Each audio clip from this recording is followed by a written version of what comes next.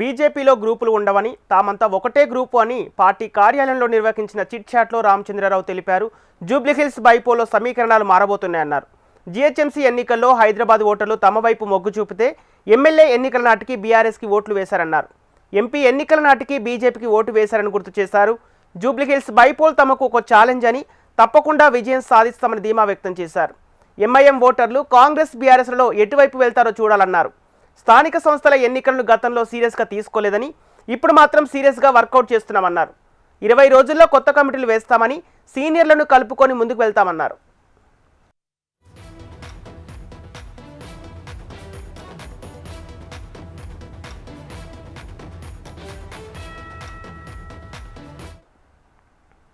బీజేపీలో గ్రూపులు ఉండవని తామంతా ఒకటే గ్రూపు పార్టీ అని కార్యాలయంలో నిర్వహించిన చిట్ చాట్లో రామచంద్రరావు తెలిపారు.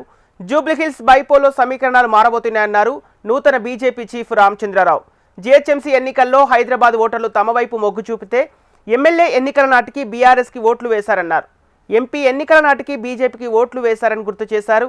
జూబ్లీహిల్స్ బైపోల్ తమకు ఒక ఛాలెంజ్ అని, తప్పకుండా విజయం సాధిస్తామని ధీమా వ్యక్తం చేశారు.